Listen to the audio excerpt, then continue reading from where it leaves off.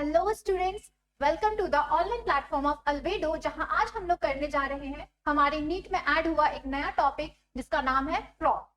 जैसा कि मैंने अपने प्रीवियस वीडियोस में भी मेंशन किया है कि अगर किसी भी टॉपिक या चैप्टर को पर्टिकुलरली ऐड किया जा रहा है सिलेबस में, तो इसका मतलब है कि वहां से क्वेश्चन आने के बहुत ही ज्यादा चांसेस है। तो आज के सेशन में हमें ये इंश्योर करना है कि अगर कोई भी क्वेश्चन इस टॉपिक से आता है तो वो हमारा बन जाए, और एक क्वेश्चन भी अगर आता है फ्रॉग से और वो हम कर लेते हैं तो हमारा 4 मार्क्स सिक्योर हो जाता है। तो हम लोग स्टार्ट करते हैं। आज जो हम लोग देखेंगे वो है मॉर्फोलॉजी, एनाटॉमी एंड इसका क्या क्या इंपॉर्टेंस है मैनकाइंड के लिए। ठीक है, सबसे पहला है इसका मॉर्फोलॉजी से भी पहले हम लोग को स्टार्ट करना है कि ये किस किंगडम में आता है, क्या फाइलम है, क्या क्लास है। तो किंगडम तो हमें पता है कि एनिमेलिया होता है, फाइलम कॉर्डेट्स में आता है, और जो क्लास होता है वो एम्फीबिया में होता है। क्यों इसको एम्फीबियन ग्रुप में रखा गया है, किस लिए इसको एम्फीबियन क्लास में रखने का आखिर क्या रीजन है? तो इसका रीजन ये है कि ये लैंड पे भी सर्वाइव कर सकता है और वाटर में भी सर्वाइव कर सकता है। जब हम लोग आगे पढ़ेंगे तब हमें पता चलेगा कि कैसे ये लैंड और वाटर दोनों में ही सर्वाइव कर पाता है, क्या इसका रेस्पिरेशन का प्रोसेस है। नेक्स्ट हम लोग आते हैं कॉमन नेम। तो जो हम लोग नेम यूजुअली पढ़ते हैं ना, वो पढ़ते हैं इंडियन जो फ्रॉग होता है वो मेनली होता है आपका बुल फ्रॉग। ठीक है, बुल फ्रॉग के बारे में हम लोग को मेनली जानना होता है, ये इंडिया का ही स्पीसीज है, और जो साइंटिफिक टर्म है वो हम लोग यूज करते हैं राना टिग्रीना। अब यहां से मैं आपको बता दूं, आप लोगों को पता भी होगा कि जो राना है ये क्या है, हमारा जीनस, और जो टिग्रीना है इसका मतलब होता है स्पीसीज। ओके, नेक्स्ट जो हमारा टर्म है दैट इज कैमोफ्लाज। तो कैमोफ्लाज होता क्या है? कैमोफ्लाज होता है कि ये फ्रॉग क्या करता है, अपने एनिमी से बचने के लिए जो आसपास के एनवायरनमेंट होते हैं ना उससे मिमिक कर लेता है, यानी कि उसका कॉपी कर लेता है। लाइक इसका कलर क्या है, आपको दिख रहा होगा यहाँ से कि ये ग्रीनिश कलर है, स्पेशली ऑलिव ग्रीन कहते हैं, उसका लाइट या डार्क वेरिएशन होता है बट ऑलिव ग्रीन मेनली कहते हैं। ठीक है, जो इसका डॉर्सल पार्ट है ऊपर का, तो वो क्या करता है कि अपने आसपास का जो भी एनवायरनमेंट रहता है उसके अकॉर्डिंग वो उसमें छुप जाता है। कैसे छुपता है? तो मिमिक करके। ठीक है, इसलिए एनसीईआरटी में भी ये टर्म मेंशन किया गया है, मिमिक्री। ये मिमिक कर लेता है अपने आसपास के एनवायरनमेंट को, बिल्कुल उस जैसा बन जाएगा, कलर अपना वैसा ले आएगा, और क्या करेगा, और एनिमी से इसी तरह से बच जाता है, यानी एनिमीज को पकड़ नहीं पाएगा। ग्रासेस के बीच में अगर कुछ ग्रीन चीज रख दिए, और ऑब्वियसली ग्रीन चीजों के बीच में अगर कुछ भी ग्रीन रखा हुआ है तो ऑब्वियसली आपको तब तक नहीं उसको आप पहचान सकते हैं जब तक कि वो मूवमेंट ना दिखाए। ठीक है, नेक्स्ट आता है हमारा पोइकिलोथर्म्स। इसका क्या मतलब होता है? इसका मतलब होता है कोल्ड ब्लडेड। ठीक है, फ्रॉग क्या होते हैं, ये कोल्ड ब्लडेड एनिमल्स होते हैं। ठीक है, नेक्स्ट है हाइबरनेशन एंड एस्टिवेशन। तो हाइबरनेशन क्या होता है, एस्टिवेशन क्या होता है, और फ्रॉग को हाइबरनेट करने का आखिर जरूरत क्यों पड़ता है? तो जैसा कि मैंने आपको अभी बताया कि फ्रॉग में कोल्ड ब्लडेड एनिमल्स है। ठीक है, तो अब कोल्ड ब्लडेड एनिमल्स का मतलब हुआ कि ये जो है एक्सट्रीम एनवायरनमेंट को बेयर नहीं कर सकता है, ये अपना जो इंटरनल टेम्परेचर है उसको मेंटेन नहीं कर पाता है। तो ऐसे केसेस में या तो समर हो या तो विंटर हो, ये बाहर सरवाइव नहीं कर पाएगा। तो ये कहाँ चला जाता है, जमीन के नीचे, और वहां जाके आराम से सो जाता है। और क्यों सोता है? ताकि उसका जो मेटाबॉलिक रेट है वो स्लो हो जाए और वो आराम से समर या विंटर क्रॉस कर जाए। ये एक्टिव कब होते हैं? तो ये जो है एक्टिव होते हैं, फ्रॉग का एक्टिव होने का पीरियड होता है रेनी सीजन। ओके,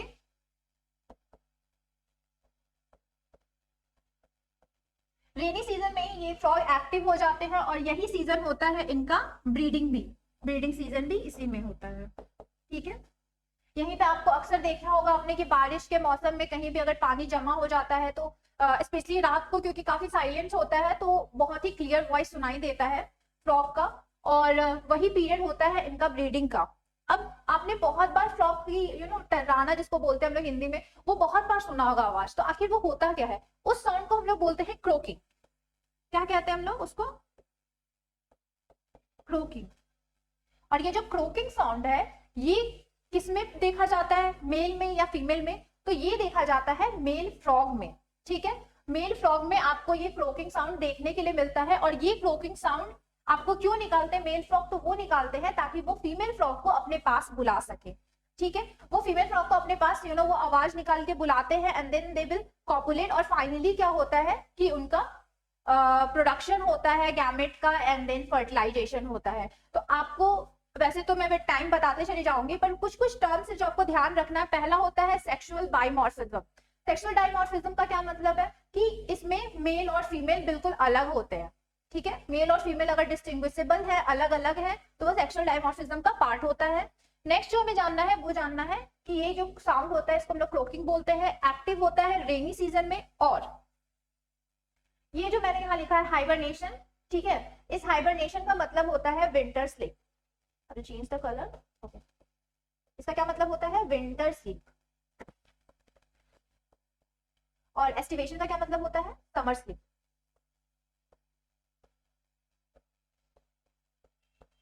ठीक है, अगर विंटर में फ्रॉग सो रहे हैं तो उसको हम लोग बोलेंगे हाइबरनेशन, और अगर समर में वो लोग सो रहे हैं तो उसको बोलेंगे एस्टिवेशन। ये बेसिकली सो नहीं रहे होते, मतलब जमीन के नीचे चले जाते हैं और पूरा रेस्टिंग स्टेट में रहते हैं कि आराम से अपना मेटाबॉलिक रेट इनका स्लो हो गया, ज्यादा फूड का भी रिक्वायरमेंट नहीं है। और जैसे ही रेनी सीजन आता है वैसे ही ये लोग बाहर निकलते हैं जमीन से, और फिर अगेन इनका एक्टिविटी स्टार्ट हो जाता है, आराम से खाते पीते हैं, और साथ ही साथ इनमें क्या होता है कि ब्रीडिंग होती है।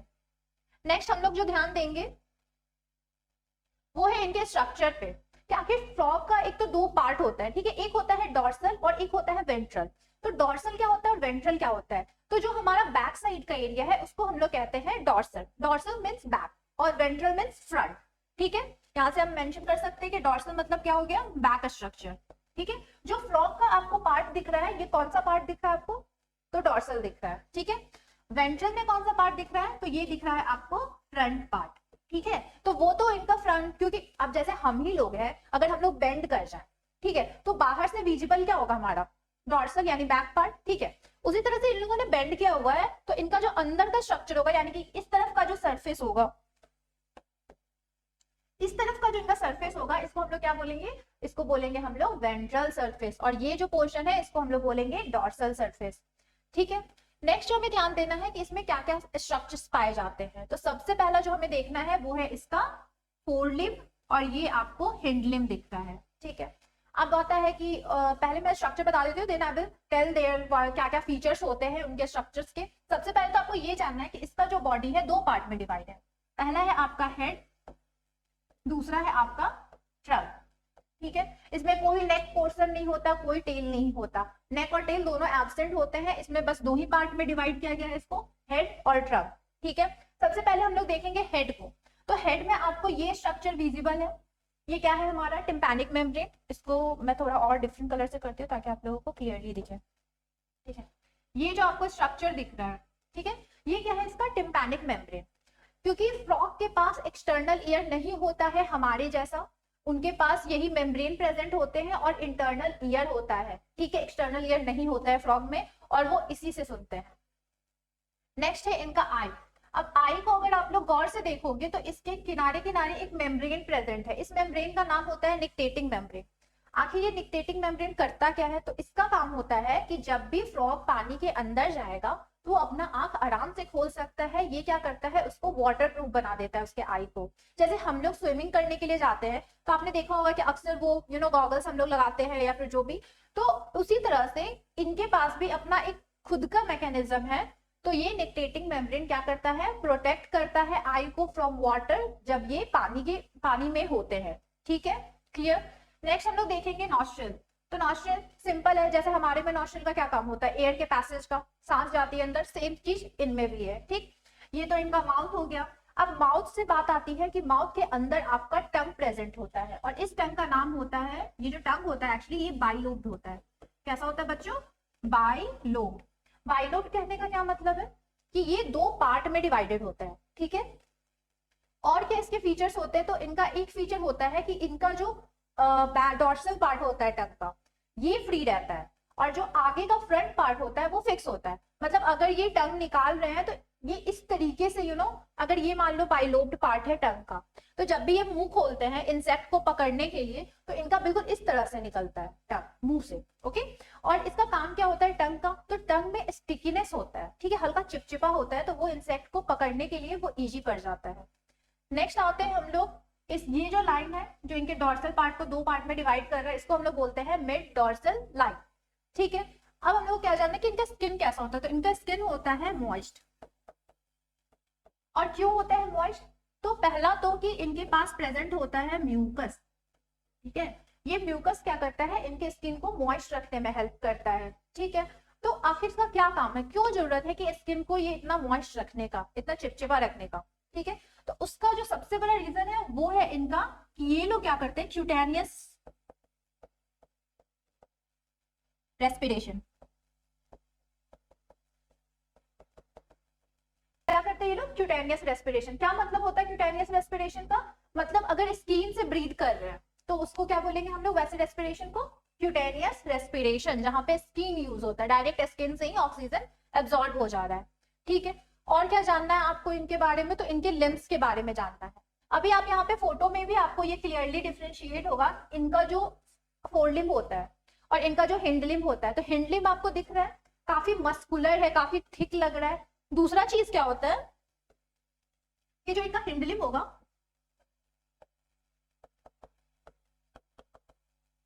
इसमें कितने डिजिट होते हैं, तो 5, ठीक है, 5 फिंगर्स टाइप, ठीक है, तो 5 होंगे। फोर लिम्ब में कितना हो जाएगा हमारा, तो फोर लिम्ब में होता है 4। अब और क्या डिफरेंस होते हैं, पहला चीज तो होता है कि ये मस्कुलर होता है, ठीक है, इसके कंपैरिजन में। और क्या होता है ये, तो ये होता है वेब्ड। अब बात आती है कि वेब्ड का मतलब क्या होता है। वेब्ड का मतलब होता है कि अगर ये जो मान लो हमारे सारे फिंगर्स हैं ये आपस में इंटरकनेक्टेड हो जाए, ठीक है, ये जो हमारे फिंगर्स अगर आपस में इंटरकनेक्ट हो जाए, अभी जैसे ये फ्रीली मूव कर रहे हैं, आप एक दो भी उठा रहे हो, पर अगर ये सारे फिंगर्स आपके इंटरकनेक्टेड हो जाए बीच से, तो आपका क्या होगा, ये वेब्ड हैंड हम लोग बोल सकते हैं, ठीक है। इनके केस में क्या बोलेंगे, वेब्ड लिंक, ठीक है। तो अगर ये वेब्ड है तो किस चीज में हेल्प करेगा, अगेन स्विमिंग में हेल्प करेगा, ठीक है। हम लोग कह सकते हैं कि ये स्विमिंग में हेल्प करेगा, ठीक है। नेक्स्ट आते हैं हम लोग फोर लिम्ब पे। तो इनके पास 4 ही होते हैं फिंगर्स और इसमें कोई भी वेबिंग नहीं होती है। इसका जो मेन फंक्शन होता है, आपको जो फ्रॉग उछलते हैं उसको हम लोग क्या बोलते हैं, लिपिंग। क्या बोलते हैं हम लोग, लिपिंग, ठीक है। और ये क्या करता है, इसका एक और काम होता है शॉक एब्जॉर्ब करने का। तो हम लोग कह सकते हैं शॉक एब्जॉर्बर। अब जैसे अब मान लो कि आप, जैसे फ्रॉग क्या करता है, उछल उछल के चलता है, ठीक है। तो जैसे हम लोग ही अगर हम लोग गिरते हैं कभी भी, मान लो कि आप कहीं से गिरे, तो आपका क्या होता है, आप तो पैर के बल ऐसा नहीं है कि डायरेक्ट कूद जाते हो, आपका हाथ जाता है बीच पे सपोर्ट के लिए, है ना। तो आप मान के चलो तो आपको क्या होता है कि हाथ में छिला जाता है ना, क्योंकि इसमें चोट लगती है। तो इसलिए जो इनका फोरलिप होता है ना, वो जब वो उछलते हैं तो वो शॉक एब्जॉर्बर की तरह काम करता है। अब नेक्स्ट चीज आती है कि ये जो लिपिंग होती है, जो उछल उछल के चलते हैं, इसका क्या रेंज होता है, कितने दूर तक ये लोग मैक्सिमम उछल सकते हैं। तो ये जो रेंज होता है ये होता है 1.5 टू 2 मीटर। कितना होता है बच्चों, 1.5 टू 2 मीटर, ठीक है। ये हो गया इनके हिंड और फोरलिम्ब के बारे में, ठीक है। इतना तक क्लियर है आप लोगों को। नेक्स्ट, अभी तो मैंने आपको इतना बताया। दूसरा जाता है आपका कलर। तो कलर कैसा होता है, जो पीछे का कलर होगा वो कैसा होगा, तो वो होगा आपका ऑलिव ग्रीन। और जो आगे का कलर होगा, यानी जो ये वाला पोर्शन है, इसका जो कलर होगा वो कैसा होगा आपका, तो यूनिफॉर्मली पेल येलो। ये एनसीईआरटी के वर्ड्स है, तो आप इसको ऐसे ही याद रखोगे, कोई ऐसा नहीं ग्रीन येलो लिख के आना है। ऑलिव ग्रीन है तो ऑलिव ग्रीन, पेल येलो है तो पेल येलो। यूनिफॉर्मली इसलिए क्योंकि जो भी स्पॉट्स होते हैं ना छोटे छोटे, ये इनके डोर्सल पार्ट्स पे देखने मिलते हैं, ठीक है। नेक्स्ट, जैसा कि मैंने आपको बताया था कि इनका टंग कैसा होता है, बाइलोब टाइप का। तो आपको ये लूप्स दिख रहे होंगे क्लियरली, ठीक है ना। तो ये कैसा हो गया हमारा टंग, बाइलोब्ड। अभी आपने देखा भी होगा शायद, पर ये इतना जल्दी बाहर निकाल के और अंदर ले लेते हैं कि बहुत क्लियरली पता नहीं चलता जब तक कि आप स्लोमो में ना देखो। तो ये क्या होता है कि इसी से वो क्या करते हैं, इसके बीच में जो भी रहता है इंसेक्ट, उसको फंसा लेते हैं और फिर अंदर मुंह में खींच लेते हैं। नेक्स्ट हम लोग जाएंगे, जैसे मैंने बताया था कि इसमें क्या होता है, मेल और फीमेल दोनों बहुत ही डिफरेंट होते हैं। तो मेल कैसा होता है, फीमेल कैसा होता है। तो सबसे पहले बात आती है हमारी वोकल सैक्स की। जैसा कि मैंने आपको कहा कि जो क्रोकिंग साउंड होता है वो कौन निकालता है, मेल निकालता है, टू फॉर मेटिंग, है ना। फीमेल को बुलाता है मेट करने के लिए। तो ये क्या होता है, मेल में प्रेजेंट होता है, ठीक है। मेल बुलाता है सिर्फ। Copulatory pad, again copulatory pad कहाँ प्रेजेंट होता है, तो जो फ्रॉग का 4 लिम्ब होता है ना, जैसे ये 4 लिम्ब हुए फ्रॉग के, ठीक है। ये जो इनके 4 लिम्ब आप मान लो, तो इनके यहाँ पे प्रेजेंट होता है आपका एक कॉपुलेटरी पैड, ठीक है। ये कॉपुलेटरी पैड आखिर किस चीज में हेल्प करता है, तो फीमेल फ्रॉग जो होती है ना, मेल फ्रॉग क्या करते हैं, फीमेल फ्रॉग को पकड़ के रखते हैं, होल्ड करके रखते हैं। इसीलिए ये कहाँ प्रेजेंट होता है, तो ये प्रेजेंट होता है हमारा फर्स्ट डिजिट ऑफ 4 लिम्ब में, किसमें प्रेजेंट हो रहा है हमारा first digit of fourth limb, ठीक है। ये कॉपुलेटरी पैड किसमें प्रेजेंट है, मेल में। नेक्स्ट आते हैं हम लोग हमारे साइज और कलर पे। तो साइज जो होता है ना मेल का फीमेल के कंपैरिजन में छोटा होता है, ठीक है। और जो कलर भी होता है वो मेल में थोड़ा सा ज्यादा डार्क होता है, फीमेल से रहेगा सेम कलर वही ऑलिव ग्रीन, बस वही थोड़ा सा वेरिएशन होता है कॉन्ट्रास्ट का और कुछ नहीं होता है। इसका मैं आपको इमेज दिखाती हूँ कि आखिर ये लोग कैसे करते हैं। ये देखो, ये आपका मेल फ्रॉग है ये वाला, और ये क्या है हमारा फीमेल फ्रॉग है, ठीक है। अब मेल फ्रॉग क्या कर रहा है, अपने जो फोरलिम्ब होते हैं इसमें इसका प्रेजेंट होता है कॉपुलेटरी पैड, जिससे क्या करता है ये फीमेल फ्रॉग को होल्ड करके रखता है, दबा के रखता है, तब तक रखता है जब तक कि मेल और फीमेल दोनों ही आपका अपना स्पर्म और ओवा रिलीज ना कर दे, ठीक है। मेल स्पर्म रिलीज करेगा और जो फीमेल है वो ओवा रिलीज करेगी। और ये कहाँ रिलीज करते हैं, तो ये रिलीज करते हैं आपका वाटर में, ठीक है। और ये सीजन कौन सा होता है, तो रेनी सीजन, ठीक है। रेनी सीजन में ये क्या करते हैं, ब्रीडिंग करते हैं और पानी में अपना जो भी मेल और फीमेल गैमेट है उसको रिलीज करते हैं, स्पर्म और ओवा को, और काफी ज्यादा लार्ज क्वांटिटी में करते हैं। क्यों करते हैं लार्ज क्वांटिटी में, क्योंकि क्या होता है कि जो मान लीजिए पानी में इन्होंने बाहर किया, ठीक है, तो हो सकता है ना कि कुछ स्पर्म ओवा को फर्टिलाइज कर पाए, कुछ ना कर पाए, तो ये जो फेलियर के चांसेस को कम करने के लिए ये लोग लार्ज क्वांटिटी में मेल स्पर्म और फीमेल ओवा को रिलीज करते हैं। और ये जो फ्यूजन होता है मेल और फीमेल गैमेट का बॉडी से बाहर, इसको हम लोग क्या बोलते हैं, इसको हम लोग बोलते हैं एक्सटर्नल फर्टिलाइजेशन, ठीक है। जो भी फर्टिलाइजेशन बॉडी से बाहर हो रही है उसको हम लोग क्या बोलेंगे, एक्सटर्नल फर्टिलाइजेशन। क्लियर बच्चों यहाँ तक। नेक्स्ट हम लोग आते हैं इसकी एनाटॉमी पे। अभी तक जो हम लोगों ने देखा वो मॉर्फोलॉजी था, वो बेसिक पार्ट था फ्रॉग का, कि उनका बॉडी कितने पार्ट्स में डिवाइडेड होता है, क्या कलर होता है, मेल और फीमेल में क्या क्या डिफरेंसेस होते हैं, ये तो मॉर्फोलॉजिकल डिफरेंस है। आगे जब मैं एनाटॉमी बताऊंगी तो एनाटॉमिकल डिफरेंस भी होता है मेल फीमेल में, ऑब्वियसली रिप्रोडक्टिव ऑर्गन्स तो अलग ही होंगे। तो आपको क्या है ना कि फ्रॉग याद करना बहुत इजी है। क्यों इजी है, क्योंकि जिन्होंने ह्यूमन फिजियोलॉजी पढ़ रखा है, जिन्होंने ह्यूमन बीइंग्स के बारे में पढ़ रखा है, तो इनका जो भी एनाटॉमी बोल लीजिए ये क्या करता है, रिजेंबल करता है ह्यूमन से, इसलिए इसको याद रखना बहुत ही इजी है, ठीक है। अभी हम लोग स्टार्ट करते हैं हमारा डाइजेस्टिव सिस्टम। तो इनका कैसा बना हुआ है पूरा, एलिमेंट्री कैनाल, गट का क्या डिजाइनिंग है। तो सबसे पहले तो है हमारा माउथ। क्या है हमारे पास, सबसे पहले हमारे पास माउथ, ठीक है। नेक्स्ट है हमारे पास बकल कैविटी, ठीक है। माउथ है, माउथ के बाद क्या आता है हमारे पास आता है बकल कैविटी, जैसे हम लोग में भी जाता है खाना, है ना, माउथ से बकल कैविटी में गया, फिर उसके बाद फैरिंक्स से होते हुए कहाँ पहुंचता है, ये ईसोफेगस, ठीक है। ईसोफेगस से ये कहाँ जाता है, तो ये जाता है स्टमक में, जस्ट लाइक अस, ठीक है। स्टमक से कहाँ जाएगा, जैसे हमारे में जाता है इंटेस्टाइन, लेकिन हम लोगों में रिलीज कहाँ से हम लोग एक्सक्रीट करते हैं, तो हम लोग एक्सक्रीट करते हैं एनस के थ्रू, लेकिन इनमें क्या होता है, प्रेजेंट होता है हमारा क्लोएका, ठीक है। और ये जो क्लोएका होता है ना, ये आपका कॉमन एग्जिट पाथवे है, ठीक है। किस चीज का, तो भाई फीसेस का, यानी जो भी इनका अनडाइजेस्टेड फूड होता है वो सारा इसी से निकलता है। और क्या निकलता है, तो यूरिन भी इधर ही से निकलता है, और जो भी ये लोग गैमेट भी रिलीज करते हैं वो भी क्लोएका से करते हैं, यानी कि ये कॉमन एग्जिट पाथवे है, ठीक है। अब जो हमें जानना है वो ये जानना है कि इनका जो गट होता है ना वो काफी छोटा होता है, रेड्यूस साइज का होता है। क्यों साइज छोटा होता है, क्योंकि ये लोग क्या होते हैं, कार्निवोरस एनिमल्स में आते हैं। क्यों आते हैं कार्निवोरस, आपको पता है ये लोग तो घास फूस नहीं खाते, ये क्या खाते हैं, इंसेक्ट खाते हैं। और जो भी कार्निवोरस एनिमल्स होते हैं उनका जो गट का साइज होता है वो काफी ज्यादा छोटा होता है, ठीक है। अब ये तो रहा इनका सारा बात कि कैसा क्या एलिमेंट्री कैनाल होता है, बट अब जो हम लोगों को जानना है वो जानना है कि आखिर ये फूड कैसे ट्रैवल करता है और कैसे एक्सक्रीट होता है। तो फूड जो है ना वो आपका माउथ से, मान लो इन्होंने वो जो टंग रहता है इंसेक्ट पकड़ के ये लोग कहाँ लाए, बकल कैविटी में, ठीक है। वहां से ये लोग फैरिंक्स से होते हुए कहाँ भेजते हैं, ईसोफेगस में। नेक्स्ट जब ये ईसोफेगस से स्टमक में पहुंचता, अभी तो ये पाथवे था, स्टमक में जब पहुंचता है तब वहां क्या रिलीज होता है हमारा, HCl और गैस्ट्रिक जूसेस, ठीक है। हाइड्रोक्लोरिक एसिड रिलीज होता है और गैस्ट्रिक जूस रिलीज होता है, जैसे कि हम लोगों में होता है, ठीक है। उसके बाद क्या होता है, उसके बाद आता है आपका फूड जो है डाइजेस्टिव एंजाइम से मिक्स होकर के जब इंटेस्टाइन में जा रहे होते हैं तो उस फूड को हम लोग क्या बोलते हैं, उसको हम लोग कहते हैं काइम, ठीक है। फूड जब डाइजेस्टिव एंजाइम ऑफ जो भी स्टमक का जो भी डाइजेस्टिव एंजाइम था, गैस्ट्रिक जूसेस था, जब उससे मिक्स हो जाता है तो वो फूड कहलाता है काइम। और वो पहुंचता है हमारे इंटेस्टाइन यानी फ्रॉग के इंटेस्टाइन में। और जो इंटेस्टाइन का सबसे पहला पार्ट होता है वो होता है डिओडेनम और इलियम। ठीक है, अब बात आती है कि डिओडेनम में प्रेजेंट क्या होता है। तो देखिए, डिओडेनम में निकलता है दो तरह का एंजाइम जिसके बारे में हम लोग को जानना है। पहला है आपका बाइल जूस, क्या आता है हमारा बाइल जूस। ठीक है, दूसरा आता है हमारा पैंक्रियाटिक जूस।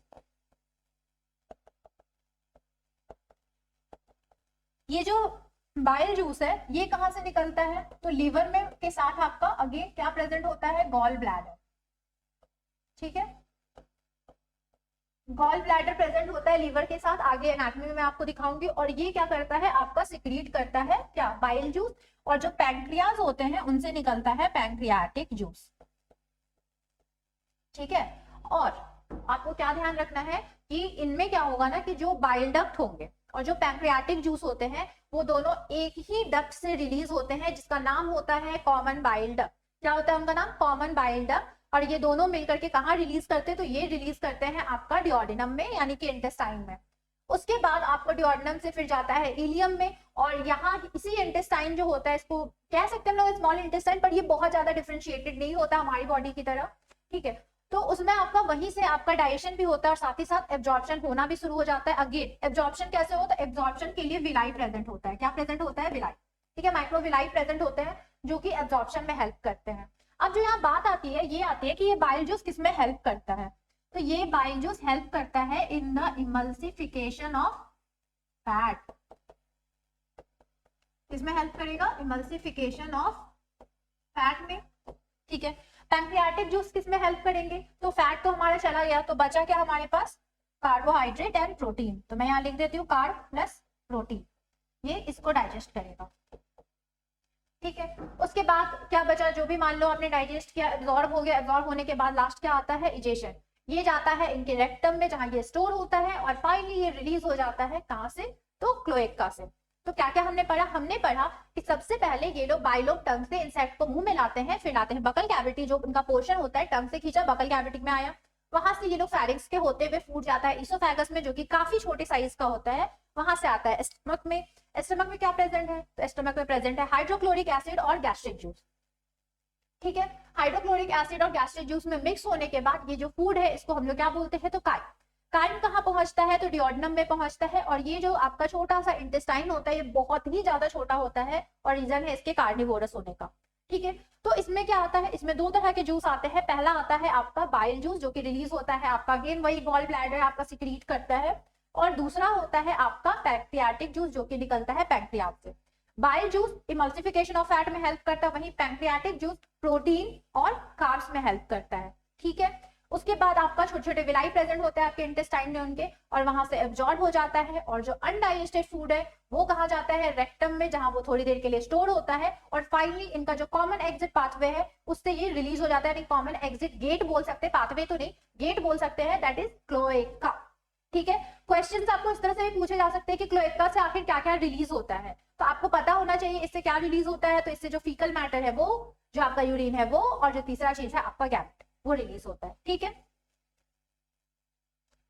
नेक्स्ट हम लोग आते हैं रेस्पिरेशन पे। तो जैसा कि मैंने आपको बताया कि इनका जो मॉइस्ट स्किन होता है वो क्यों होता है, पहला तो रीजन है कि मॉइस्ट स्किन आखिर वो लोग रखते कैसे, तो म्यूकस सिक्रीशन से। ठीक है, इतना तो क्लियर है। नेक्स्ट चीज जो हम लोग को जानना है कि मॉइस्ट स्किन की जरूरत क्यों पड़ती है, तो वो करते हैं स्किन से रेस्पिरेशन।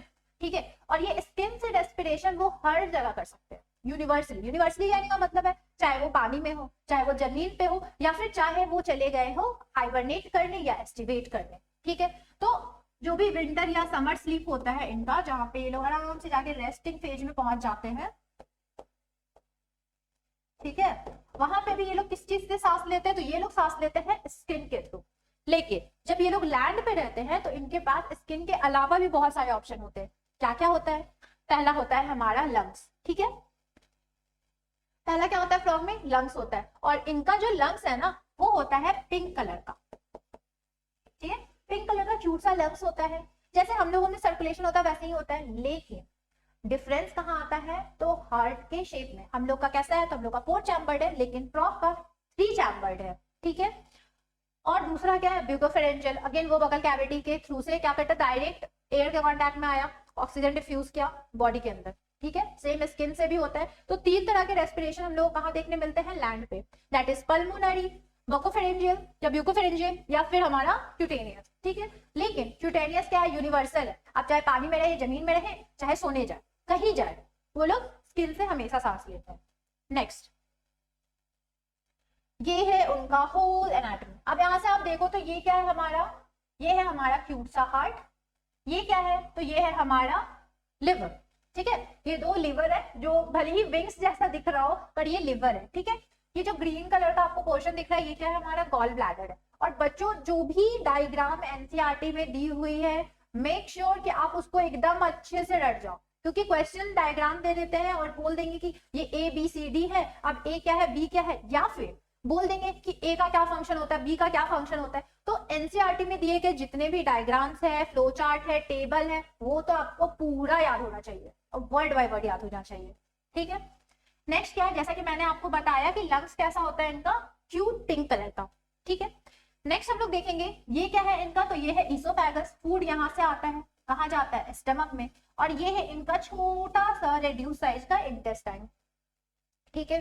यहां से ये फूड कहाँ गया, तो ये फूड आया रेक्टम में। और फाइनली ये आपका क्लोएकल एपर्चर है, जहां से वो फूड एक्सक्रीट हो जाता है। नेक्स्ट हम लोग देखेंगे और क्या क्या प्रेजेंट होता है, तो उनमें प्रेजेंट होता है ये किडनी, ठीक है। किडनी प्रेजेंट होता है और ये येलो है, तो येलो का क्या मतलब है, येलो कौन सा टिश्यू होता है, तो फैट टिश्यू होते हैं। तो ये क्या हो जाएंगे, फैट बॉडीज, जो ऐसे आपको दिख रहे हैं, ठीक है, किडनी के ऊपर। और ये जो किडनी है, यहाँ से ये क्या निकलता है, इनका यूरेटर, जो कि पहुंचता है यूरिनरी ब्लैडर में। और अगेन यूरिनरी ब्लैडर स्टोर करता है यूरिन को, और फिर वो कहां से रिलीज होगा, तो वो भी रिलीज होगा क्लोएकल एपर्चर से। आई होप ये डायग्राम आपको क्लियरली समझ में आ गया हो, आप बिल्कुल इसको बाय हार्ट याद कर लेंगे। नेक्स्ट, ये है इनका वैस्कुलर सिस्टम। अब है कि जो फ्रॉग होते हैं, ठीक है, फ्रॉग का कैसा होता है उनका सर्कुलेटरी सिस्टम, तो उनका क्लोज टाइप का होता है। और क्या मतलब होता है क्लोज होने का, मतलब ये होता है कि उनके अंदर प्रेजेंट होते हैं ब्लड वेसल्स। ब्लड वेसल्स क्या हुए, आपके आर्टरीज होते हैं, आपके वेन्स होते हैं, ये सब किस में आते हैं, आपके ब्लड वेसल में आते हैं। तो इनका जो होता है क्लोज टाइप का सर्कुलेशन होता है, ठीक है। और क्या इसमें प्रेजेंट होते हैं, तो इनमें से ब्लड वेसल्स नहीं प्रेजेंट होते, इनमें प्रेजेंट होता है लिम्फेटिक वेसल्स भी, ठीक है। लिम्फेटिक सिस्टम भी इनमें उतने ही ज्यादा डेवलप्ड होते हैं, ठीक है। नेक्स्ट हम लोग को यहाँ पे आप लोगों को बहुत ही अच्छे से दिख रहा होगा कि ये जो हार्ट है ये 3 चैम्बर्ड है, ठीक है। ये वाला दिख रहा है, ये कैसा है आपका कलर, तो ये है आपका राइट साइड का पोर्शन, ठीक है, राइट आर्ट्रियम। ये क्या है हमारा लेफ्ट आर्ट्रियम, ठीक है। जैसा हम लोग में होता है, एक साइड राइट होता है, एक साइड लेफ्ट प्रेजेंट होता है, similarly right atrium, left atrium. और नीचे जो हमारा ये कोनिकल पोर्शन है, ये क्या है हमारा वेंट्रिकल, ठीक है। और बहुत ही इजी है समझना इन चीजों को, कि ये हो गया आपका राइट साइड, ये हो गया लेफ्ट साइड, बीच में हो गया वेंट्रिकल। और जो ब्लड होते हैं वो आपका राइट आर्ट्रियम में आएगा। कौन सा ब्लड आएगा आपका राइट आर्ट्रियम में, तो आपका आएगा डीऑक्सीजनेटेड ब्लड, ठीक है। सिमिलरली लेफ्ट साइड क्या आएगा आपका ऑक्सीजनेटेड। अब ये जो डीऑक्सीजनेटेड ऑक्सीजनेटेड ब्लड है, ये किसमें आ रहे हैं, आर्ट्रियम में आ रहे हैं, ठीक है। और यहाँ पे आकर के ये मिक्स कर जा रहे हैं, और यही मिक्सिंग के वजह से इनको हम लोग कहते हैं कोल्ड ब्लडेड एनिमल, जो कि अपना बॉडी टेम्परेचर जो है उसको स्टेबल नहीं रख पाते, इंटरनल एनवायरनमेंट को स्टेबल नहीं रख पाते, हमारे जैसे हम लोग आते हैं वार्म ब्लडेड में, ठीक है। अब मैं इसको थोड़ा सा आपको क्लियर वे में समझाती हूँ, ठीक है। क्या बोला मैंने, ये मान लो आपका हो गया राइट आर्ट्रियम, ठीक है। ये मैंने बनाया लेफ्ट आर्ट्रियम, और ये है हमारा एंगुलर शेप का वेंट्रिकल। मैंने क्या कहा आपसे, मैंने ये कहा कि जो डीऑक्सीजनेटेड ब्लड है वो राइट आर्ट्रियम से वेंट्रिकल में आ रहा है, और जो ऑक्सीजनेटेड ब्लड है वो लेफ्ट आर्ट्रियम से वेंट्रिकल में आ रहा है। ये हमारा डीऑक्सीजनेटेड और ये हमारा ऑक्सीजनेटेड ब्लड, ठीक है। यहाँ के मिक्स हो जा रहा है, आगे क्या करेगा, फिर वेंट्रिकल से इसको बाहर फेंक देगा। लेकिन इसमें एक कैच है, इनके पास होता है 2 एसेसरी पार्ट, ठीक है। ब्लड राइट आर्ट्रियम में आने से पहले और वेंट्रिकल से निकलने से पहले एक एक चैम्बर से होके गुजरता है, और यही चैम्बर इनके हार्ट का स्पेसिफिक फीचर, ऑब्वियसली 3 चैम्बर होना भी है, बट ये स्पेसिफिक फीचर है क्योंकि सब में नहीं देखने मिलता, ठीक है। और वो कौन सा फीचर है आपका, वो है आपका साइनस वेनोसस और कोनस आर्टेरियोसस, ठीक है। क्या है आपका साइनस वेनोसस और कोनस आर्टेरियोसस, कहाँ होता है, ठीक है। तो साइनस आर्टेरियोसिस होता है आपका यहाँ पे, सॉरी साइनस वेनोसस, ठीक है। ये कैसा होता है स्ट्रक्चर, भले मैंने इसको ओवल गैप में डाल दिया, ओवल वाले शेप में डाल दिया, बट इसका जो स्ट्रक्चर आपको ध्यान रखना, वो ध्यान रखना है ट्रायंगुलर। कैसा होता है बच्चों, ट्रायंगुलर होता है, ठीक है। साइनस वेनोसिस का स्ट्रक्चर होता है ट्रायंगुलर, और सबसे पहले डीऑक्सीजनेटेड ब्लड कहाँ आते हैं, तो वो आते हैं साइनस वेनोसिस में।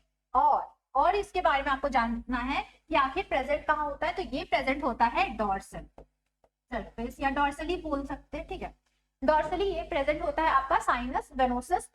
वेन से क्लियर है ना कि कहाँ हो सकता है, आखिर वेन आपका ब्लड लेके आता है ना, डीऑक्सीजनेटेड ब्लड कैरी करता है, तो आपको बस साइनस अगर वर्ड याद है तो वेनोसिस से आप क्लियरली पहचान लोगे, है ना। और वैसे भी एमसीक्यू करना है आपको, ऑप्ट आउट करना है, तो अगर आपको वर्ड दिया हुआ है साइनस वेनोसिस, आप इजीली समझ लेना, वेन बोला है तो कहाँ होगा, राइट आर्टरियम की तरफ होगा। चैम्बर का शेप याद रखना है, ट्रायंगुलर होता है, ठीक है। नेक्स्ट इसमें आता है आपका कोनस आर्टेरियोसस, कोनस भी बोलते हैं और बहुत जगह ट्रंकस भी लिखा हुआ है, बट आपके जो एनसीईआरटी में है वो है कोनस आर्टेरियोसस। अगेन जब आर्टरी वर्ड आया तो इसका मतलब क्या होगा कि ये जो ब्लड है ये कहाँ लेके जा रहा है, तो आपका लेके जा रहा है हार्ट से आपका बाकी बॉडी के अंदर, ठीक है। क्लियर है यहाँ तक, सिंपल है। और ये वाला जो आपका चैम्बर होता है ना, इसका कोई पर्टिकुलर शेप दिया हुआ नहीं है, एनसीईआरटी में मेंशन नहीं है, तो आपको पढ़ना भी नहीं है बहुत ज्यादा, लेकिन आपको ये ध्यान रखना है कि ये कहाँ प्रेजेंट होता है, तो ये प्रेजेंट होता है वेंट्रली, ठीक है। वो कहाँ था बच्चों, डॉर्सल में, और ये कहाँ है आपका वेंट्रल सरफेस में, ठीक है। इतना तक आपको क्लियरली समझ में आया। अब ये तो हो गया इसका सिस्टमिक सर्कुलेशन, कि हाँ ब्लड आ रहा है साइनस वेनोसिस में, फिर जा रहा है राइट आर्ट्रियम में, फिर आ रहा है कहाँ, वेंट्रिकल में। नेक्स्ट हमने देखा कि ऑक्सीजनेटेड ब्लड कहाँ आ रहा है, लेफ्ट आर्ट्रियम में, फिर आ रहा है वेंट्रिकल में, और जो डीऑक्सीजनेटेड ऑक्सीजनेटेड है दोनों मिक्स हो जा रहे हैं, और फिर वापस ये कहाँ चला जा रहा है, कोनस आर्टेरियोसिस नाम के चैम्बर में, और उसके बाद ये जाता है होल बॉडी में सर्कुलेट करने के लिए।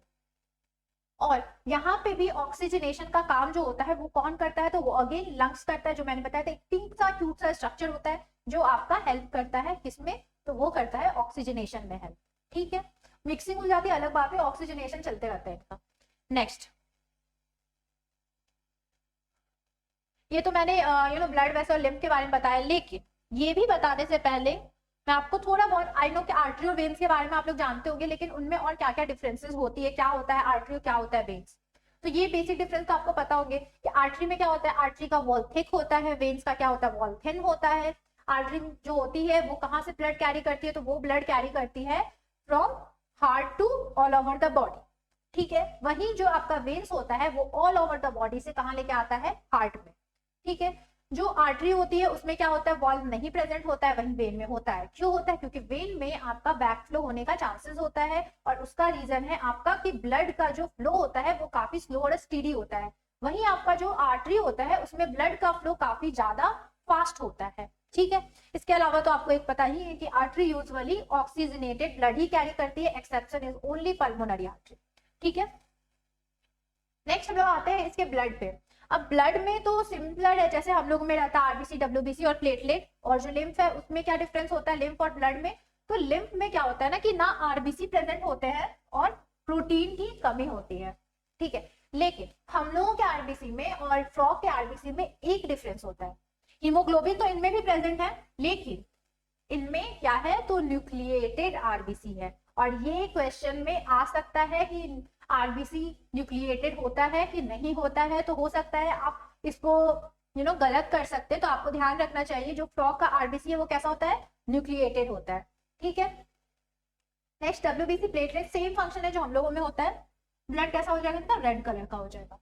अब सिस्टमिक के अलावा जो इनमें हम लोग को सिस्टम देखने मिलता है वो मिलता है हिपैटिक का और रीनल पोर्टल सिस्टम। हिपैटिक से तो काफी क्लियर है कि अगर ये वर्ड हिपैटिक यूज किया गया है तो इसका मतलब क्या है कि ये आपका कनेक्टेड होगा लिवर से, यानी कि लिवर से जो स्मॉल इंटेस्टाइन, ये बेसिकली इंटेस्टाइन और लिवर के बीच में होता है। इंटेस्टाइन और लिवर के बीच में जो ब्लड का फ्लो हो रहा होता है उसको हम लोग क्या बोलते हैं, हिपैटिक पोर्टल सिस्टम।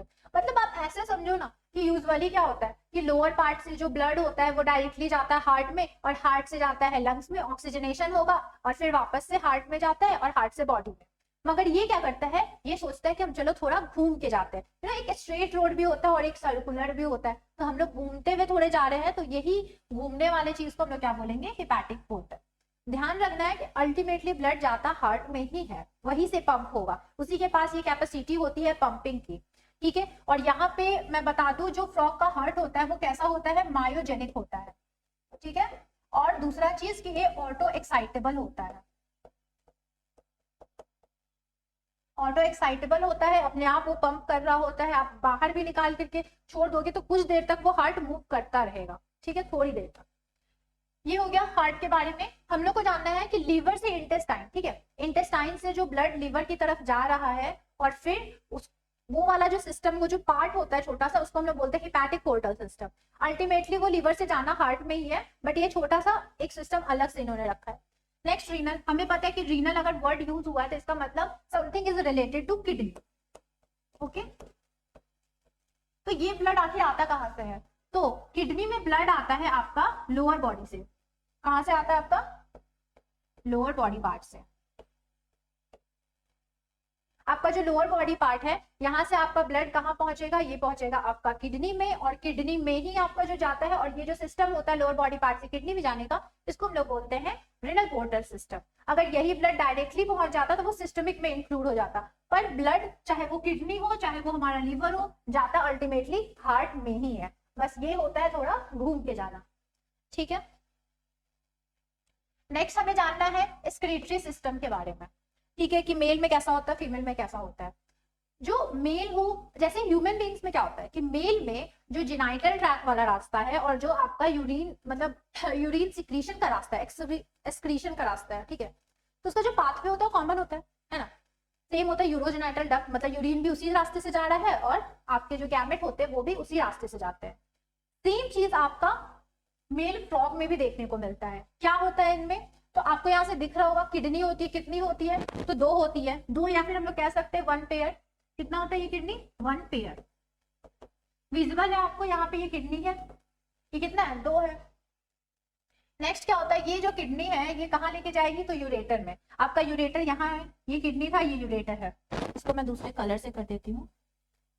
हाँ, ये है हमारा किडनी और ये है हमारा यूरेटर, जो कि जा रहा है आपका यहाँ से। ये पहले तो यूरिनरी ब्लैडर में जाता है, वहां स्टोर होता है, और जब भी इन लोग को यूरिनेट करना होता है तो इसी से आपका रिलीज हो जाता है। ये क्या है आपका, क्लोएका, ठीक है, ये वाला पोर्शन आपका क्लोएका। तो ये है आपका पाथवे, हम थोड़ा साइड हो जा रहे हैं।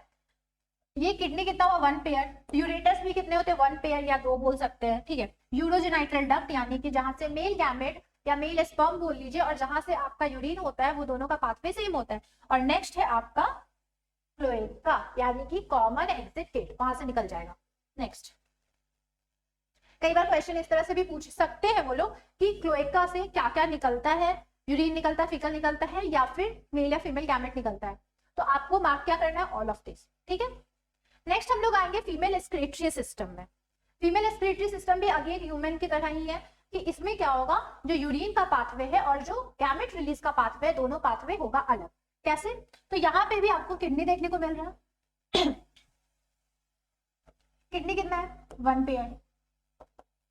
हाँ, तो बच्चों किडनी क्या होता है, फीमेल में भी 1 पेयर, यानी कि 2 आपको यहाँ पे दिख रहा है, ठीक है। नेक्स्ट हम लोग को क्या देखना है, तो यूरेटर। तो यूरेटर इनके पास भी प्रेजेंट है, ये जो हमारे येलोइश वाला पार्ट है, इसको क्या बोला है इन्होंने, यूरेटर, ठीक है। ये यूरेटर अगर आपको दिख रहा होगा, ये दोनों यूरेटर आपको सेपरेटली एंटर कहाँ कर रहे हैं, यूरिनरी ब्लैडर में, ठीक है। ये आपका यूरिनरी ब्लैडर है और ये यहाँ पे भी आपका कनेक्टेड है सारे क्लोएका में, और फाइनली क्लोएकल एपर्चर से यूरिन आपका रिलीज हो जा रहा है। और ये जो आपका फीमेल रिप्रोडक्टिव पार्ट है, इसके लिए अगर आप ध्यान से देखो तो ये है इनका ओवरी, ठीक है, सॉरी, ये है इनका ओविडक्ट और ये है इनका ओवरी, जो किडनी के पास प्रेजेंट होता है। और जो ओविडक्ट होता है वो एक सेपरेट पाथवे होता है, और इसकी भी ओपनिंग कहाँ होती है, तो यही क्लोएका में होती है, ठीक है। अब आपको यहाँ से क्लियरली दिख रहा होगा,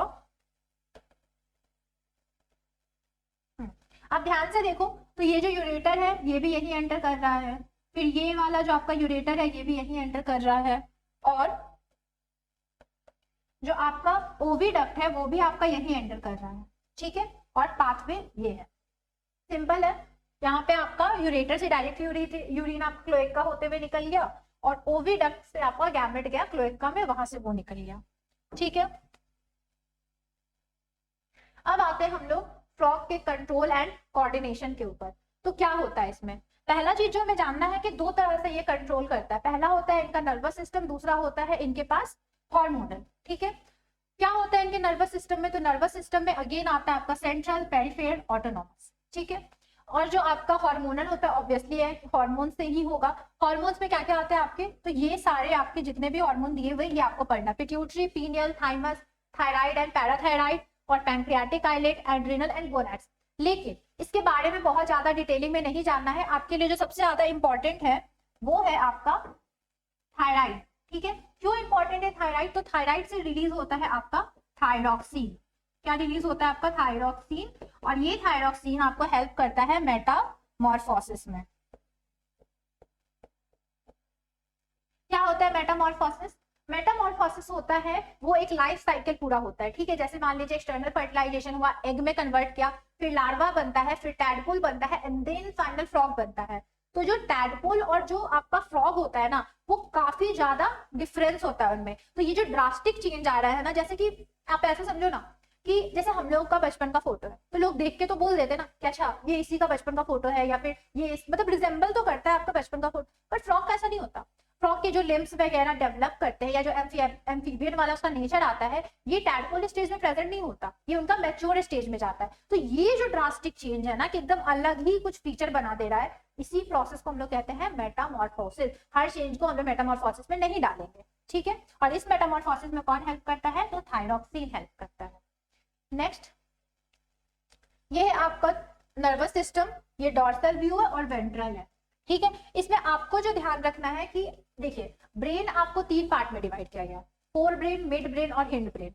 तो फोर ब्रेन में क्या क्या आता है हमारा, तो फोर ब्रेन में आ गया हमारा ओल्फैक्टरी लोब, सेरेब्रल हेमिस्फीयर और डायनसेफ्लॉन। ठीक है, ये तीनों वाला पोर्शन कहाँ पे है, ये जो तीन पोर्शन है हमारा, ठीक है, ओल्फैक्टरी लोब, सेरेब्रल हेमिस्फीयर और डायनसेफ्लॉन, ये तीनों मिलकर क्या बनाता है, फोर ब्रेन बनाता है। ठीक है, उसके बाद हमारा जो हिंड ब्रेन है वो कौन बनाएगा, तो ये बनाएगा सेरिबेलम और मेडुला ऑब्लोंगाटा। दिख रहा है आपको, ये सेरिबेलम है, यहाँ पे मेडुला ऑब्लोंगाटा है, ये दोनों मिलके क्या बना देंगे आपका हिंड ब्रेन।